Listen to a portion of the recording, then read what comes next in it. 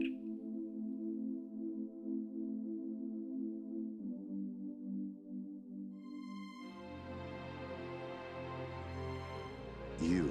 are listening to the Tricorder Transmissions. Shore Leave, Episode 34, the 2017 New Jersey Continuing Mission Convention. Just what the doctor ordered. Right, doctor? I couldn't have prescribed better. The shuttle is docked, and we have all been granted shore leave. Welcome to the 34th episode of your Star Trek Convention Community Podcast. I am Jeff Hewlett, and walking down to the beach with me, decked out in her finest Risa gear, is none other than the amazing Heather Barker. Hey, it's hard to imagine myself in a bikini when I just had snow 2 days ago. But we're on Risa now. It can be anything you want. You don't have to stick with the snow. Nice escape then to make that transition and get away from the ice and snow. Well, you can have our 80-degree temperatures from New Jersey anytime you want them. That would be fantastic. Yes, we'll box them up and ship them out to you. All right, so tonight we are going to be talking about the Creation's Continuing Voyage Convention that took place on September 29th through October 1st, right here in Parsippany, New Jersey. And here to help us out, we have two guests stowed away in the cargo hold. First up, hailing from the Priority One podcast and my current hometown of Princeton, it is Mr. Elijah himself. How are you, sir? Hello. Thank you for having me. Welcome to Shore Leave. It's a pleasure to be here. Thank you. All right, and next up is a good friend of the show and a Patreon supporter, Mr. Thad Hait. How are you, sir? I'm all right. How are you? Wonderful. Absolute pleasure to have you on the show for the first time. And thanks again for being a Patreon supporter. We really appreciate that. Of course. And, oh, by the way, while we're speaking of Patreon, just a quick reminder, we do have a Patreon page you can find at patreon.com/the Tricorder Transmissions, or by visiting our website and clicking the Patreon link. So once again, if you like what we do here on Shore Leave or any of our other Tricorder shows, please consider giving us a supporting click. If you do decide to support us at any level, you will get an early access to our unedited recordings, including this episode, which will be posted for patrons as soon as we are finished recording here tonight. So we've got a lot of good stuff up there so far, and hopefully you'll join us for some more of our unedited stuff in the future. So, as I said, we're talking about the convention that happened up here in New Jersey at Parsippany, which is, what do you think, Elijah, about an hour and 15 from where we are? No, about an hour and a half. Oh, Yeah, wow. About an hour 20, an hour and a half or so. Okay. Yeah, I haven't been up that way in a little while, but I've been to several conventions in that area, some of the other horror cons we have here in New Jersey, and it was a 3-day convention, Friday, Saturday, Sunday. So a shorter convention, but pretty typical for Creation's non-Vegas stuff. Did you guys attend all 3 days? I did. I did as well, yes. Nice. So I know they had a pretty packed schedule. I looked up the schedule and the agenda, and I guess we can start talking a little bit before we get there. Talk about the event itself and the venue at which it's hosted. So the Parsippany Hilton is kind of a medium-sized hotel with some convention space attached. Am I correct in that, Elijah? Pretty much. They had it at this hotel several years ago, and they have really redone it quite a bit. Okay. There, by the pool area, there used to be this like massive just space with some tables and stuff, but now they've turned it into a bar area. They've really upgraded it pretty well. It's got a more modern feel to it. All their little rooms are named after elements on the periodic table, kind of thing. So it's a welcomed upgrade. The convention side of the hotel is pretty much just one room, one big hall. It's certainly not nearly as big as the Rios Convention Center. I'd say in comparison, it's probably about the size of the DeForest Kelley Theater in Vegas. So it's not too big, but then at the same time, it's not too small. It's kind of just about right. Yeah, pretty good. Thad, do you have any other recollections of the hotel and convention space? That's about accurate. One thing that I found interesting, I had thought the hotel rooms at the Hilton were a little expensive, so I looked around and I saw that there was a Hampton Inn, like right next door. So I got a room there, and then it turned out it's actually just a separate wing of the same building. That's pretty convenient. See an indoor walk over Didn't have to go outside, across parking lots. That's pretty cool. So it was less expensive, but still connected. Yeah, because technically it was a different hotel or something. So Elijah, you stayed in the actual Hilton, or did you drive back and forth? No, I stayed at the hotel. Thankfully, my stage manager for a show that I'm doing right now, actually is a hotel bigwig, cool, and got me a bit of a hookup for at the hotel there. So I stayed Friday night, Saturday night, and checked out Sunday. Oh, very, very cool. So in the layout of the convention space, were the vendors kind of off in a separate area, or were they kind of mixed in? The vendors were kind of. There was one small area that was a vendor's room that had the tables for the celebrities and a couple other booths, the Gaze in Space booth was in there, for instance. And then in the hallway outside were the rest of the vendors, just sort of at just tables along the edge of the hallway. I was gonna say, they had a separate room which was attached to the main convention room where they had all the panels. It was just there was a divider wall, and Thad is it is Thad, right? I'm saying it correctly. Yes, I got all self-conscious when everybody was asking about it in the beginning. I think it was my last name that people were having. Is that what it is? I was like, okay, wait, how else do you pronounce Thad? I was very confused. No, I went to a kid in high school. He said Tad, like it was Thad, but he said Tad. So I said, let's ask first. All right. So yes, like Thad said, the celebrity guests were in their own separate room with Gaze in Space.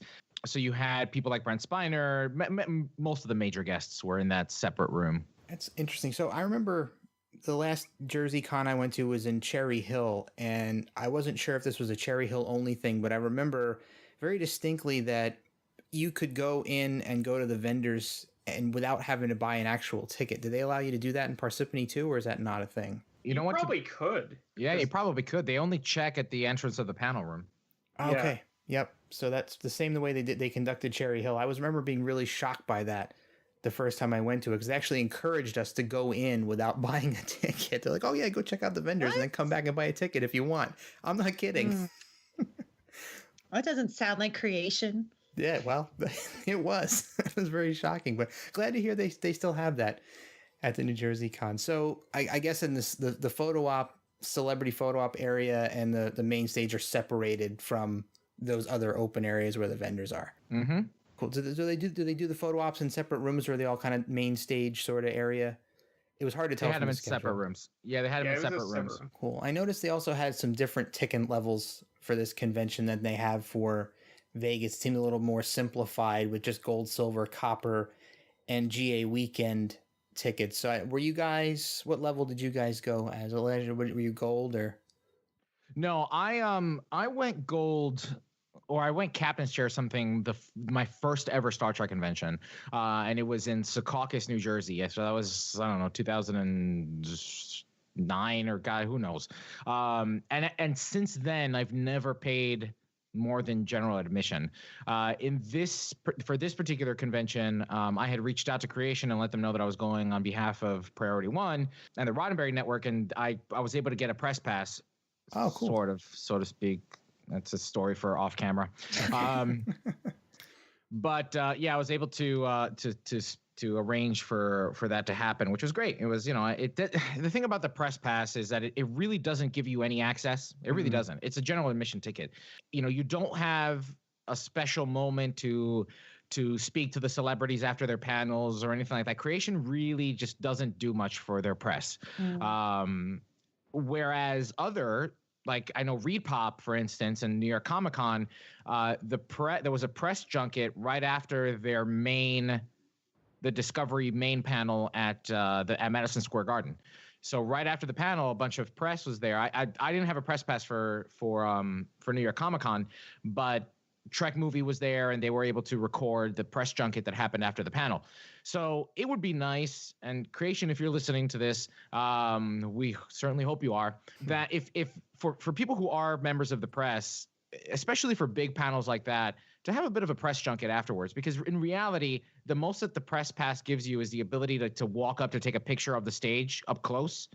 And that's really about it. You still can't record. You still can't, film in any way, shape, or form. It's very limiting. Okay, interesting. So, Thad, what level did you pick with your ticket? I had gone general access, admission. This was actually my second ever creation convention after STLV earlier this year. And I had been copper at STLV and hadn't really found that it was much of a benefit. So I went with general admission here. And honestly, the theater was small enough that the general admission seats were closer to the stage than my copper seat was at STLV. Yes, the benefit of the smaller convention. So, speaking of panels, I mean, I noticed when I looked at the schedule that they seem to do the panels quite a bit differently than they do in Vegas. They mostly seem to be a one-person, Q&A type of a thing. Did you guys notice that as being a big difference? Was it better or worse? I liked it more personally. The one thing that kind of annoyed me a little bit about the panels at STLV had been sometimes the guests would come on and then the moderator would talk to them for like 20 minutes about things that have nothing to do with Star Trek, and then they would open the floor for questions, and that got annoying sometimes. Well, here at this panel, the celebrity would go up, they would talk for a little bit, and then they'd just start taking questions. Yeah, in years past, I know they've never really, at least for the smaller conventions at the local level, I don't remember them ever promoting them as Q&As. So, whereas it used to be, panel with Brent Spiner or, Brent Spiner on stage. But in this particular case, they actually referred to them as Q&As. So they, like Thad said, they'd speak for a little bit, tell, a little anecdote or story, and then immediately start taking questions. What I did notice, though, is that I think we're running at the tail end of convention season. We're starting to slow down. And for instance, I remember Jonathan, if it wasn't Jonathan Frakes, it was Brent Spiner, we're talking about how they do 5 conventions a year. It seems like this is like they're starting to reach the end of their marathon. And so you can almost it almost felt like they were a little tired. It kind of seemed that way when compared to like watching them at Vegas or whatnot. Yeah, and then because none of these people were at New York Comic-Con, were they? Like New York Comic-Con was mostly Discovery focused. Right, Shatner was there, but I don't know that Shatner even had a panel. He was just there for photo ops and autographs for New York Comic-Con, and the Discovery cast was only there for the Discovery cast was only there for the panel at Madison Square Garden, but they didn't have tables. They weren't doing signings. Actually, I take that back. Jason Isaacs did have a table and photo op. So you had autograph and photo op, but nobody else from the cast. Okay. So this convention was mostly TNG 30 focused, then I take it. It looked like that from the get-go. Oh, Yeah. definitely. Yeah, and they did the same thing that they did at Star Trek Las Vegas. They had an evening panel. I think that was that Saturday night? I think it was Saturday night. Yeah, Saturday night. Where you had to pay extra to catch Denise Crosby, Jonathan Frakes, Brent Spiner, Marina Sirtis. Was Dorn on that? Yeah. I think Dorn was on that. Everybody but Stewart and Burton. Right. So, yeah, I just, again, that was a separate thing. I did not pay for that. I wasn't prepared to cough up the money for that because, when it really boils down to it, and I've said this earlier, that panel is actually available online from, I forgot what convention it was, like a year and a half or so ago. I think it might have been Chicago or something, and it wasn't a creation convention. It was something else, but they had the entire cast on stage. Yeah, I wasn't about to cough up $30 for it. Now, the caveat to that is that if you've never seen them on stage together before, yes, it's worth it. But if you have seen them all on stage together before, I don't know that it's worth it because you kind of get some of the same stories. Yeah. Thad, did you go to see it? Well, yeah, I'm the sucker that paid extra to see them both in Vegas and in New Jersey. Perfect. I'm so glad you saw both because I wanted to hear a comparison between the two. It was much better in New Jersey, I thought. Oh, okay. Wow, minus Patrick Stewart, huh? Yeah, obviously it would have been better if Patrick Stewart was there and LeVar Burton, although in Vegas, at the Vegas panel, LeVar Burton didn't really say much, as I recall. That's true. But I think Jonathan Frakes added a lot to it, and that was the it was Jonathan Frakes was one of the big reasons I decided to go to this, because he had to cancel for Vegas, and I'd never seen him in person, so I went and saw him, and I think he added a lot to the panel, because he has a lot of energy, and he's a very outgoing person, I guess is the way to describe it, and he added a lot to the panel. I thought the chemistry between the cast was wonderful. I just really enjoyed it. Also, we didn't end up waiting half an hour before it started for no apparent reason, like in Vegas. And so yeah, no. And I thought in general in Vegas, and I don't want to sound mean or anything, but Marina Sirtis in Vegas was a little over the top. She is a very headstrong person, I guess, is the right way to say it. And she was a little. She still was very much that in New Jersey, but she was toned down a little bit, and that's probably that they were probably getting tired towards the end of the convention. But I thought that I enjoyed listening to her a lot more in New Jersey, because she wasn't quite as I don't know, quite as Marina Sirtis as she normally is. Was the Jersey one moderated, or did they go unmoderated like Vegas? Unmoderated like Vegas, okay. But unlike Vegas, they actually planned it that way. Oh, okay. All right. That makes more sense. I was going to ask that question. Sorry, Heather. It's okay. That was my big curiosity, because that was the biggest complaint about the Vegas version of that, was that it was unmoderated and felt very unorganized and uncontrolled. So that was what I was really wondering about the New Jersey one. But I'm glad to hear that you enjoyed it. A little bit of that here in the New Jersey one, but it was not as wild as the one in Las Vegas, I thought. Also, the questions from the audience were better. Okay. It's funny, because we were just talking about the Chicago convention, and I heard the same thing about that they felt the audience questions were much better than the ones in Vegas. I wonder why that is. What the research says. So, Elijah, what were you doing during the TNG panel that you didn't go to? I think I was in my hotel room. What was the getting a button? Yeah, go ahead. I was going to say, there's no nightlife around there? What was that like? Is there? There's no anything around there. Oh my gosh. Yeah. I mean, all right. So that was Saturday. Yeah. Oh no. You know what? That was Saturday. I was having dinner. I was having dinner with somebody. Yeah. There's that main highway there. I forget what it is. 17. I don't know. But yeah, I went to Zinburger, which was all right. It was, but yeah, there's not much going on. Friday night was the karaoke night, and I was so disappointed, because I guess it's Creation that runs it. They don't even hire a DJ to come out. They kind of do it themselves, from what it seemed like to me. And you could pick a song from like a list of 4 pages, if that. Jeez. Of these like pre-selected songs. You couldn't even like submit your own, and it wasn't even like a long library. There was nothing on the list that I was ready to sing or knew better enough to sing. Yeah, it was a poor list, very poor list, a shabby list of 4 pages of songs. I don't feel bad about missing it. Yeah, I mean, the redeeming quality of that night, of Friday night's karaoke, was that John Billingsley and Tim Russ. Well, John Billingsley specifically was funny. He was, he was very animated, and he would walk through the crowd and kind of get people up on their feet and stuff.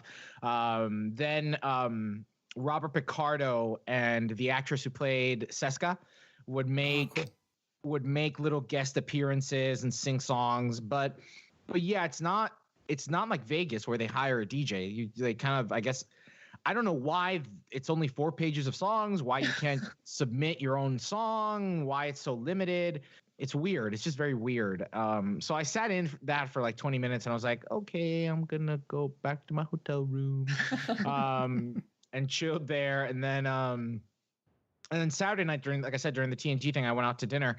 But yeah, there's not much of a nightlife around Parsippany. There's a bar that's open there. They have a bar, and I had thought about chilling at the bar for a little bit, but I don't know. It's funny because, during a recent episode of Priority One, when we were live, I was like Jocelyn was in the room, and we were talking about Vegas, and I've always said this about Star Trek conventions is that what's great about them is that it's not hard to strike conversation with a perfect stranger because you're there for the same reason that they are, right? You can talk about Star Trek.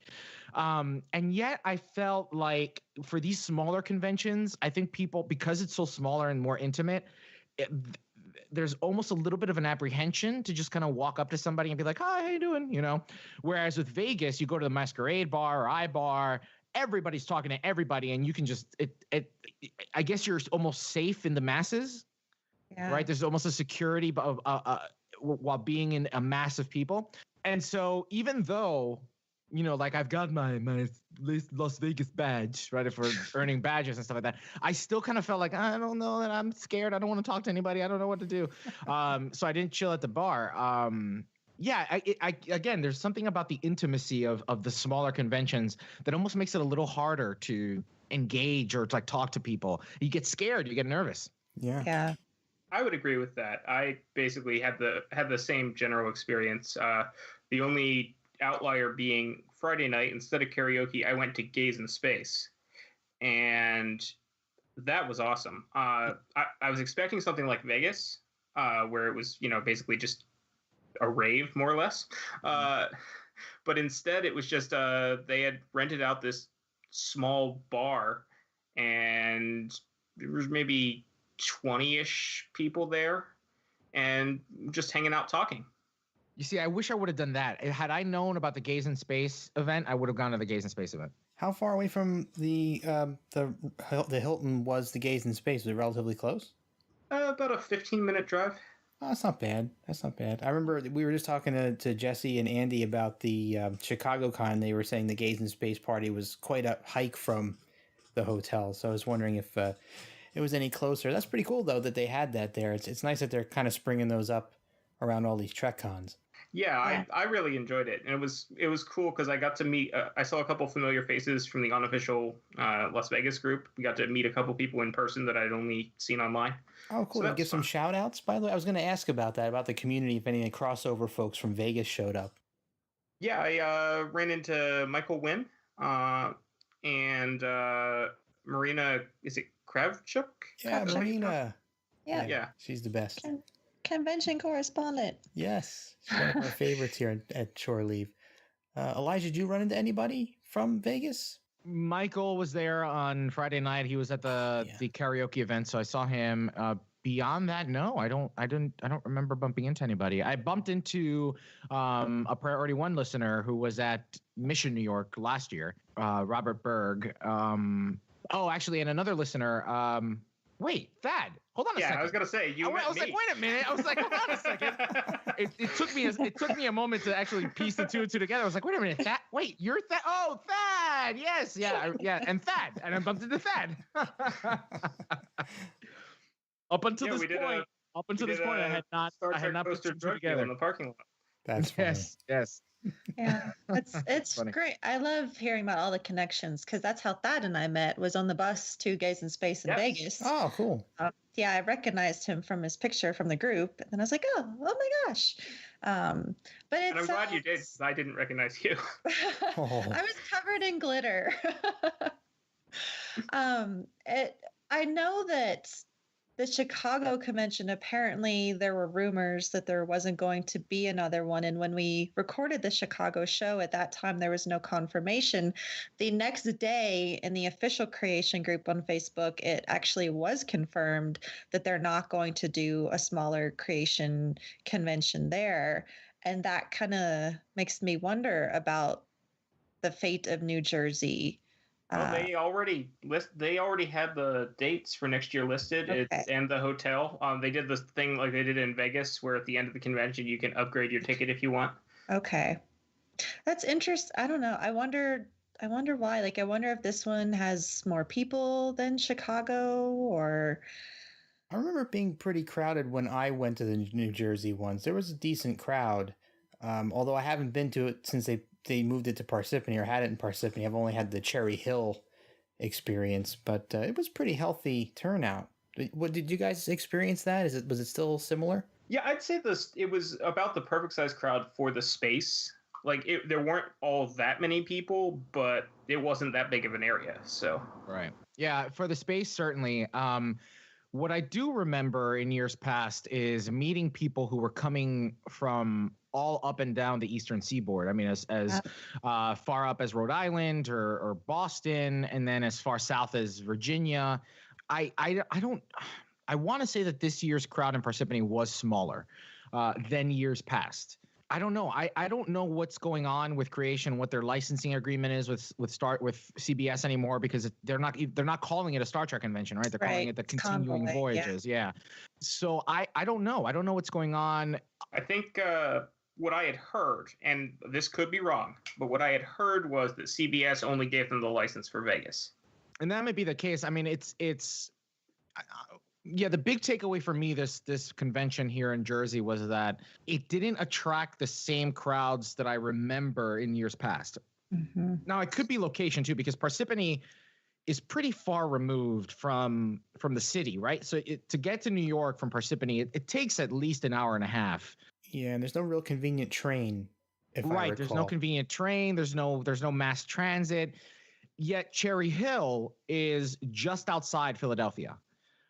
It's still a ride, and there's not much in public transportation to get you to Philly, but it's maybe only 30 minutes away from the heart of Philly. And so I think that if people have to choose between going to Vegas or doing their local convention, and let's say, or let me put it this way, if financially they can only afford a local convention, I would imagine that Cherry Hill is a better spot because you have Philadelphia right there. Yeah. Right? So you can go in and spend an evening in Philly. True. And if you're coming from Boston or something, all right, yeah, I'll go. And then Friday night I'll hit up Philly and get dinner or something in Philly, blah, blah, blah, blah. Whereas in Parsippany, that's not so much the case. You're kind of in the middle of nowhere in the mountains of Jersey, or in the hills of Jersey, really. And so it's a little more farther removed. Yeah. I can definitely see the East Coast appeal. That's what I was thinking, is that's why they were having that one next year, is because it's an East Coast versus Vegas. And this year we didn't have a Mission New York. There was Shore Leave in Baltimore. And we haven't done a show on we haven't done a Shore Leave on Shore Leave. So I don't know what kind of guest representation is there, who they have. Because again, with New York Comic Con, that just being Discovery, so it's not like that's drawing the people that want to see TNG 30 type stuff. Yeah, I'm curious to see what happens next year, because rumor has it there's going to be a Mission New York next year as well. So maybe we'll fall around the same time period. And that'll be with CBS, right? That was CBS and Reed Pop. Yep. Reed Pop, yeah. Mm-hmm. Yeah. I'm not sure what the event will be for. Maybe there's really no big significant. Is it the DS925? DS925. Yeah. Is that it? Yeah. I guess that would make sense. And we'll have a lot of Discovery under our belts by then. Right. We'll have already by that point finished the first season of Discovery. Yeah, if Repop does do a Mission New York again, I really hope they don't do it at the Javits Center. Me too. If they're gonna keep it in New York, I don't know. Maybe they should having it at the Javits Center.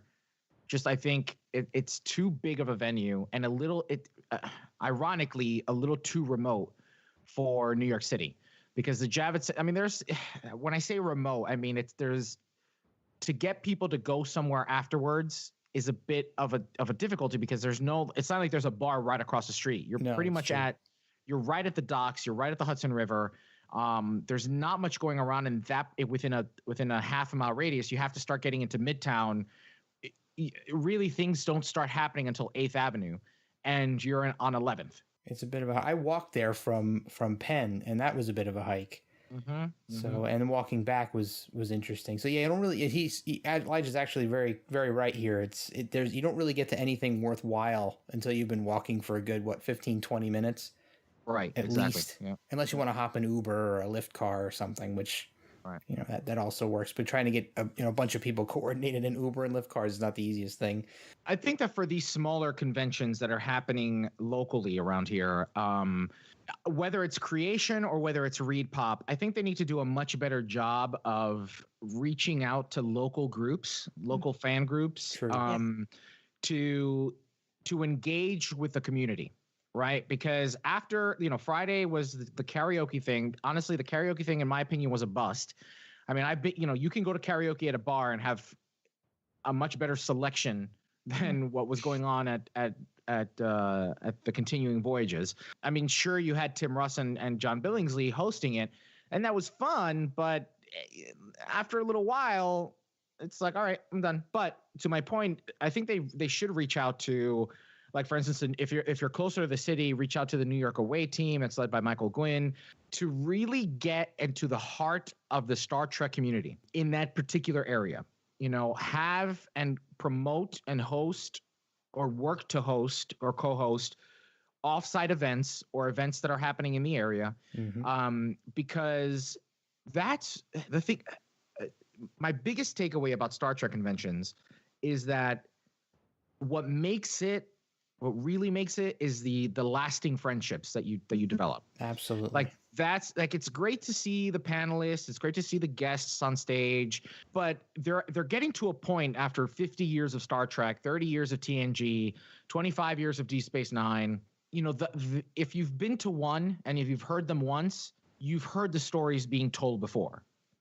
So what makes up for that is the camaraderie that happens outside of the panels. It's funny. I had not seen Jonathan Frakes on stage for at least 2 years. Yeah, I think 2 years had gone by before I had seen him or Brent Spiner on stage. And this year, I was like, yeah, all right, let me sit down, let me watch them. And it was refreshing. Like, it was like, hey, I remember now why they're so much fun. But like, this is why sometimes I always felt like Vegas. I'm like, this is it. The last year I'm gonna go. I can't take it anymore. But I always end up going back, not because of the special guests, not because of the actors, but because of the engagement that happens, talking with you guys and hanging out with you guys and drinking with you and partying and laughing and having a good time hours after the last panel, So I think that moving forward, whether it's creation, whether it's Reed Pop, they really need to like get together with local groups, local organizations, and make sure that the party, quote unquote party, doesn't stop at the end of the convention. Because if you go to New York Comic Con, for instance, there's always something happening after the convention closes. There's a party happening somewhere. There's some kind of event, whether it's the New York away team on Sunday night after the convention, whether it's Sexy Nerds. There's a group over in New York City called Sexy Nerds. They host parties like Halloween and New Year's and stuff like that. There's always something to do and go to after the convention's over. And Reed Pop does a pretty good job of promoting that and showing that and saying, hey, look, this is such and such is happening and whatnot. Yeah, that would really, even if it's at Javits Center again this year for something like Mission New York, if it happens, if it's at Javits Center, they've got to do a way better job of engaging with the community. Yeah, and it's nice to have seen CBS actually reach out. They did that with the premiere of Discovery, where Holly Amos wound up jumping into one of the groups and reaching out to the Los Angeles away team and basically inviting them all to the premiere. So they all went in cosplay. And I was impressed to find them reaching out. And they had done something similar when Beyond came out, where they did they did the screening at San Diego Comic-Con. It was a trailer. When they did like the trailer, they had an event. And then if you went to see that, then you got a ticket to go to the premiere at San Diego Comic-Con back when Beyond came out. So it's like CBS has already got that going on where they're reaching out to the fans. And then I saw them doing that, I think for maybe New York Comic-Con, but I don't know what came out of that. I just saw someone else asking the groups, like, who's going to be there? Would you like to come? It wasn't for like another podcast or something. But what you said earlier, Elijah, about the social awkwardness of these smaller conventions. Yeah, it's very different. And that's really why I don't go to the small one that we have here in Denver, Starfest. Even though I have local friends that go to it, but I still, when I get there, I just feel out of place and I don't know people and I'm shy and I'm normally not that person. So it is those relationships. And we've talked about that so much here on Shore Leave over the past few years, that's really what what brings you back. And, Jeff and I go and don't sit on panels anymore, and just we all go for our friends. It's true. And Right, so I think I did 2 panels at STLV last year, or this year. So, I mean, I think that Gaze in Space is doing a really great job of providing that presence. Absolutely. And they're going to be at San Francisco, and I understand some people, even though those events are for everyone. You don't have to be gay to go, so No. everyone is welcome. I understand that everyone may not be comfortable in doing that, so I think hopefully other organizations may follow suit. I know Fansets did their premiere party in Vegas, and I haven't heard of any more parties, but something like that where just a group that's kind of already within the community. Well, you guys had a party in Vegas, didn't you? We did. We did. But we're community focused with Shore Leave. Like, that's where Shore Leave came from, is my love for all of you. But I think that's just such a key component, especially for the vitality of something like New Jersey, which, I'm not going to save up all my pennies and fly to New Jersey to go to this small convention. Right. I'll do that Yeah, for Vegas, and I would maybe do that for New York Comic Con, but definitely not for something this small. Well, for me, it was, it was just a couple-hour drive, and it's a Star Trek convention, so. Yeah, it's a no-brainer almost. Yeah. For us here in Jersey. So I agree big time, Elijah. I really wish Creation would do more of that community outreach stuff and arrange events with community groups. You and I being here in New Jersey, we go to a lot of small groups like the New York away team stuff. It would be nice if they would engage with them. And as far as we've experienced, and we're not Creation bashers, but they can't even respond to an email. So I'll bash Creation, just not on your show. No, we don't bash Creation here. We only offer creative, constructive criticism for them. So we can do it in the after show. No, I'm just kidding. Yeah. Hey, I don't mind that. All right. So for the patrons. Yes. Yes, We do it for the patrons. All right. So next thing we know, never mind. It's yes. I think Reed Pop heard the feedback. I think that they heard the feedback. If they announce a Mission New York, Jeff, you and I will probably certainly be there. Oh, yeah. I think that we should actively reach out to them, because Reed Pop was remarkably responsive to me, at least, and other podcasts where, from, like, I remember Terry Lynn from G&T had reached out to them. And even though a table was prohibitively expensive, the fact that they replied so immediately to emails and were so responsive and were so on top of things was a breath of fresh air, an absolute breath of fresh air. So I think that if they do announce a Mission New York, and if we express interest in hosting after parties, blah, blah, blah, we'll have events, teaming up with, some, like, Eagle Moss is in the city. They have an office right in the city. Oh, yeah. That, if we can do the work for them for an after party and events that engage the community that's going, I have no doubt that Reed Pop would be absolutely responsive. Whereas Creation, an email, God knows where the hell it goes. I think it's important that we take some initiative too, especially when they're responsive. And, we talked to Sue from Women at Warp a while back about Dragon Con, and learning about Dragon Con, and then it's, an all volunteer convention, and the fact that they are so receptive to fan feedback just really blew me away. It's like, you make a suggestion, and, I always say, be professional, have more than just one sentence when you present something. But when you do that and you show that passion and that you're serious and committed, Dragon Con is super responsive. And I know that even though I didn't go to Mission New York, just seeing the content in the panels is stuff that we've been asking for from Creation for quite some time. And I believe that it may have been Sue. I know that it was, or it may have been Grace, or Sue and Grace, sorry, from Women at Warp had proposed another, like a women in Star Trek panel for the New Jersey convention, and we're actually told, no, people complained that we didn't have a lunch break last year. So no, there's no room for you to have a women in Trek panel. And, again, we try not to bash creation here, but this is something that fans want, especially your female fans who are a very large part of your convention. Yeah. That almost feels like a thumb of the nose.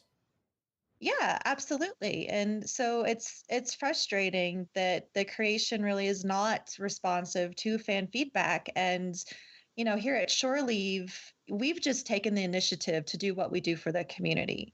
Like, our Tricorder party is one thing, but we did the name badge drive because people said, we don't have a place to write our name on our placards and, that you get for your tickets. So we're like, okay, let's make name badges. So we've just taken a lot of initiative to kind of help the community along. And again, creation is just kind of off on their own. Yeah, whatever. Yeah. And I really wonder, with the way that these conventions are evolving, is creation eventually going to get squeezed out? They very well might. La la la la la la la la. I won't say that.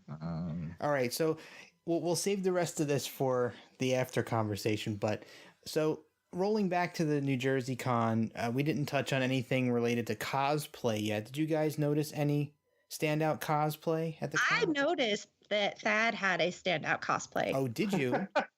Yes. He had an amazing one that he will tell us all about now. Yeah, so on Saturday, I was Commander Riker from Star Trek Insurrection. So as people may or may not remember, in Insurrection is the one movie where Riker does not have a beard. And I was carrying around a joystick from the scene in Insurrection where he puts the Enterprise on manual control and the joystick rises out from the floor. Creative. Yeah. It was very popular. A lot of people were commenting on it and wanted to get pictures. So I was happy that it went over as well as it did. I also did get my picture with Jonathan Frakes. Well, in that outfit. It was a little funny because I was wearing a wig because my hair is not nearly as full and, luxurious as Jonathan Frakes. And he spent like 20 seconds staring intently at my wig from like 2 inches away. So it made me crack up. So it's a very... my facial expression is interesting in the picture. Have you posted it yet? Yeah, no, I posted it on Twitter. Okay, I'll have to go back and find it because I think I missed that. Did you guys happen to see? I think there was. Oh my gosh, there was a Voyager one. Was it? Yes, it was Queen Arachnia. Yes, that's yeah, Queen Arachnia and Dr. Chaotica. Yes, nice. Yeah, I took a picture with them. Robot. Yeah, they're I forget the name of the robot or the I don't remember either, but it looked cool. Danger Will Robinson robot is what I'm gonna call him. Called Robbie the robot. Yeah. Yeah, it was really, that was probably the because I don't think I've even seen that in Vegas. I don't think I've ever seen somebody do Dr. Chaotica and Queen Arachnia at Vegas, and they did a great job. I took a picture with them and tweeted it out. There were a few young kids in Borg outfit, so they were all Borged out. There was I don't know if she's involved in any of the unofficial groups, but I follow her on Twitter. There's Karen Roberson, who does a lot of conventions all over the East Coast and different cosplay. She was Beverly Crusher from Sub Rosa. She had the lamp. Oh gosh, that's creative. And then there was a married couple who were playing Riker and Troy from their wedding. Yeah, I think I saw a picture of that. And they did a costume contest here, I think. Mm-hmm. Did either of you go to that? I was in the contest, but I just got a participation prize. So, Chaotica and Entourage won, obviously. Mm-hmm. Nice. Anything else stand out besides those, or? A few Ferengi. I saw Ferengi walking around, and then general TNG outfits. The Starfleet uniforms. Yeah. I think a Harry Mudd was walking around. Yeah, there was a Harry Mudd with Mudd's women. That was pretty cool. Yeah. Very cool. So let's see, what else was there? I noticed there were a couple of interesting group photo ops. Did you guys do any photo ops? I saw they had a Women of TNG and a dancing duo with McFadden and Spiner. Did you guys do any of those? No, I thought about doing the dancing duo and having them do like a Charleston pose with me since I actually do tap dance. And but I was like, no. I my photo ops are pretty. I've pretty much hit everybody that I want. I've got one with Brent Spiner. I've got one with Jonathan Frakes, and both of them are signed. Like I rushed to get them printed, and then I took it to them to sign for me. So those are framed on my wall. After that, I'm okay. What about you, Thad? I might do a duo. The only photo op I got was with Frakes. One, because I heard that he does great photo ops, and well, he did. And two, just because obviously I'm doing the Riker cosplay, I got to get my picture with Frakes. And I was gonna just get that signed and that be the end of the day. But for participating in the cosplay contest, they gave everybody just a 8x10 of the TNG cast. So I'm like, well, I have this picture, and they're right over there at the autograph table. So I ended up spending way more money than I had intended. But that was another thing that was great about this. At STLV, I never went up to any of the TNG casts because the lines were always really long. Mm-hmm. Here, for several of them, like I walked right up to Gates McFadden. There was no one in line. And the same for Michael Dorn. And then for the others, it was a very short line. It was great. And there was much less rushed. Like they would actually talk to you and not, hurry you on to let someone else come up to them. Yeah. Seems a pretty common theme that the smaller conventions are the conventions to go to if you want to have real one-on-one time with the actors. Although you often won't get, you're not going to get Patrick Stewart at these smaller conventions, but definitely the rest of the cast you can actually get to talk to for more than 2 minutes. Yes. Yeah, it was awesome. Absolutely. Every one of the small ones I've been to has been very, very similar in that respect. So once again, Shore Leave listeners, if you really want that one-on-one time, make your way to a smaller con near you or relatively close. I think we've proven at this point. Yeah. And I hope next year they have a heavy DS9 presence like they had TNG this year, because if I can meet most of the DS9 cast, that would just be amazing. Well, what's his face?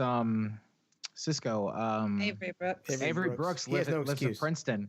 That's true. Yeah. He does have an excuse, guys, but That's true. I don't know.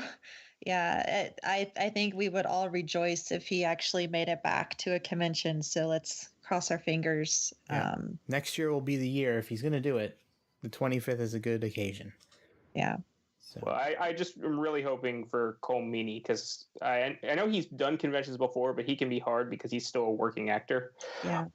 But one of the other cosplays I do is O'Brien, so I really want to get my picture with him. I think I don't know if he's ever gone to the smaller ones. I know he's in Vegas like every 2 or 3 years ish. So hopefully next year. Hopefully next year. Keep our fingers crossed for that. So, Thad, I know you had some other notes of things that you wanted to mention. Is there anything that you haven't gotten to talk about yet? Here.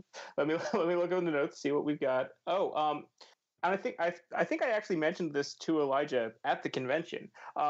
So you know how at STLV, and sorry if I compare everything to STLV, it's just those are the 2 creation conventions I've been to. You know how at STLV the main theater was really cold?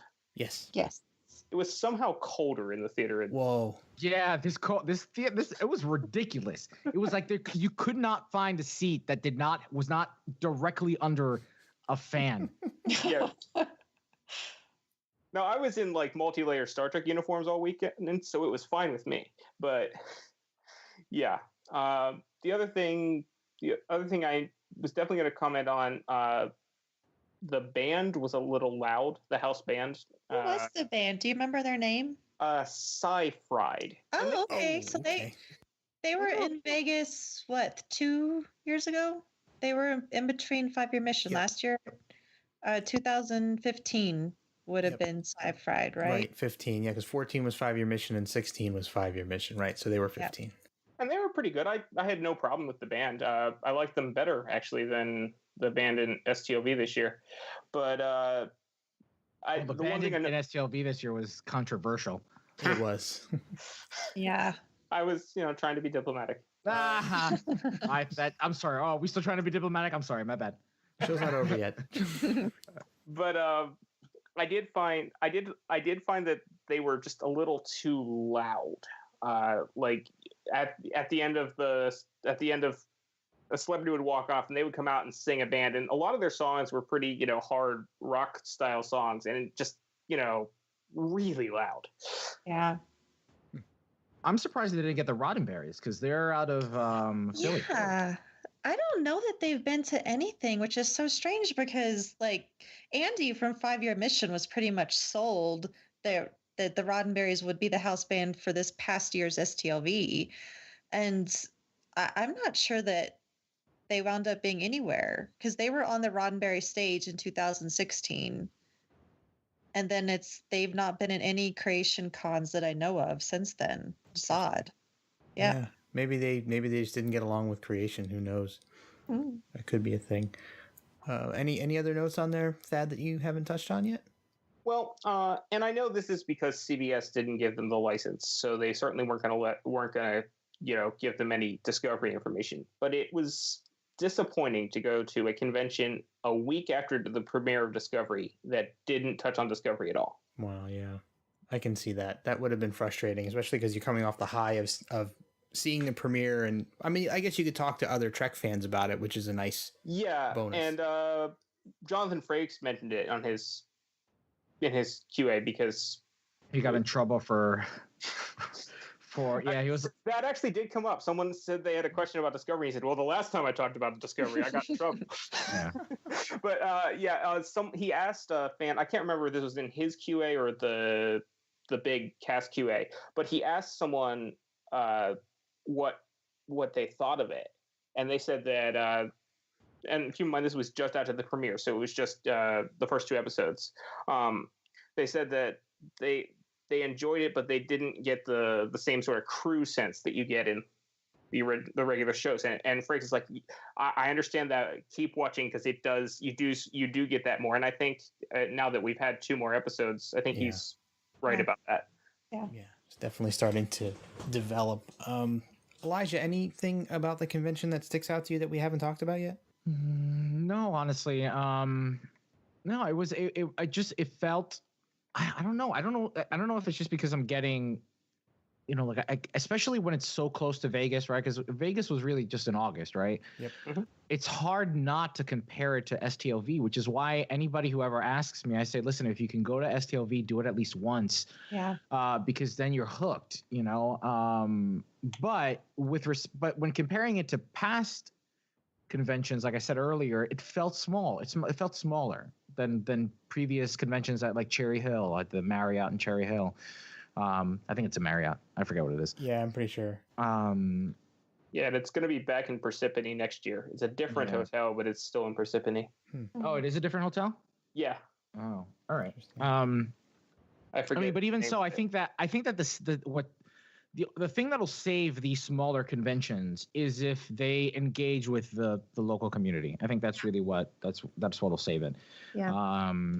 Because there really isn't a reason why, there's no reason why 3 years or 5 years have gone by and Jeff and I didn't know that we were in each other's backyards, right? There's really no reason for that, especially that we've been going to the same conventions for the last 5-6 years or more years. So yep. I think that they should do more towards mixers, some type of a mixer. I go to Wizard World, and Wizard World does a speed dating thing. Mm-hmm.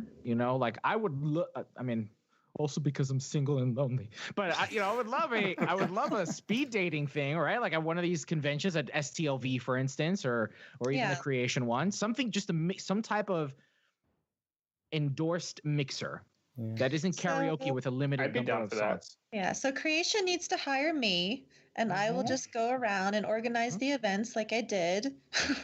Yes. I approve of this. I approve as well. All right, Creation. Hopefully you're listening. You got to pay me really well. All right. Heather, you have anything else that you wanted to bring up before we wrap? No, I don't think so. I'm right there with Elijah, and I think that that's really the key to keeping these smaller conventions around. Because, like I've said, I'm not going to, arrange to take off work and fly to Parsippany to go to a convention with no nightlife. I'd love to hang out with you two, but otherwise, there's You two? Which two of the three of us would you like to hang out with, Heather? Well, I guess Pat's not too far, so I could hang out with all three of you. I was thinking of the two that were like right there. I mean, if you're coming to New Jersey, I'll definitely be there. Okay, well then that sounds perfect. It's a date. But yeah, I mean that, and it's not that difficult to look at. Like if you do compare Vegas to these smaller conventions, like that's the main key component, and that is what keeps your people coming back every year. It's same So thing. cater to them, yeah. Yeah, I mean, you really, we are what keeps Star Trek around, Yeah, right. Yeah. So, why not? I mean, And I did make a couple friends, but all of the people I met, other than Elijah, who I already knew was going to be there because I listened to Priority One, the only people I met were at Gaze in Space. yeah, well, and you know what? Props to Dan and everyone at Gaze in Absolutely. Space. And our buddy Jesse, who everyone knows, he's our co-moderator in the group, has been helping them out. I think he's volunteering for them right now, and being an ambassador. So really, really proud of them for stepping forward and making an event like that. It's just phenomenal that they're doing that, and I hope that more people follow suit. Yep. I absolutely agree with that. So I guess that brings this episode of Shore Leave to a close, and on our way out, let's go around the table here and tell the listeners how they can get in touch with us if they want to talk to us. Elijah, where can people find you and the Priority One podcast? Well, you can find us at PriorityOnePodcast.com, or you can also check out our sister shows, Mission Log and Women at Warp, by visiting podcasts.roddenberry.com. Feel free to email us, incoming at PriorityOnePodcast.com. We're on Facebook at Priority One Podcast or Twitter at Priority One Pod. Did you just press play? Thad, where can people find... I had that queued up. Thad, where can people find you? Well, I'm on Twitter at Tyrannicus. I also am the co-host of and forgive me since it's not the same franchise, but I'm the co-host of a Stargate podcast. Sweet. Called Stargate Weekly. You can find that at StargateWeekly.com or on Twitter at Stargate Weekly. Actually, next week we're going to have a bonus episode where we talk about my experience at STLV this year. Super cool. Shore Leave listeners may want to check that out. Yeah, definitely copy us on that, and we'll get that tweet out and we'll get it on our page and everything. That'd be really cool. Very cool. Heather Barker, where can people find you? My name is just Heather Ray. It's not Heather Barker. I'm LLA Posper on Twitter, along with Shore Leave on Twitter, along with Disco_Trek on Twitter. And then I'm somewhere else on the internet. I don't know. No, we were kind of bad in our last, I think it was our last Disco Trek or something, or our last Shore Leave. And we're like, don't find us on Facebook. So I feel bad saying that because we're not trying to be antisocial. I'm trying to protect myself from stalkers, guys. So of course. That's my excuse. Of course. Well, if you are interested in finding us on Facebook, you can find us in the unofficial Star Trek Las Vegas Convention Facebook group, along with all of our wonderful listeners here, or the majority of them. They all kind of hang out there. I'm Warp Factor Jeff on Twitter, and you can find out more about this show at shoreleavepodcast.com. And as Heather mentioned, we also have the @shoreleave Twitter handle as well. So we look forward to seeing you all very, very soon on our next episode of Shore Leave. I think we're working on planning that out now, so keep your eyes and ears open. And patrons, you'll be able to listen to this podcast within the next half an hour or so, as it'll be posted early. We're not sure when we're going to release this yet, so being a patron will definitely pay off if you want to hear this stuff early. So thanks for tuning in, everybody, and we'll see you on the next Shore Leave.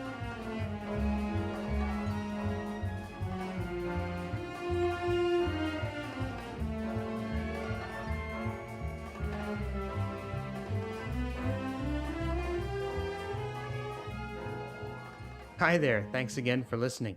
If you're cruising the galaxy looking for even more Trek talk, why not visit our good friends Bill and Dan over at TrekGeeks.com? They've got a great podcast that covers a wide range of Star Trek topics, so you're sure to find something you'll love. And if you're in the mood for some awesome tunes, then you really need to head over to 5yearmission.net. The guys are writing a song for every episode of the original series, and each one is absolutely brilliant. So that's TrekGeeks.com and 5yearmission.net. Check them out today.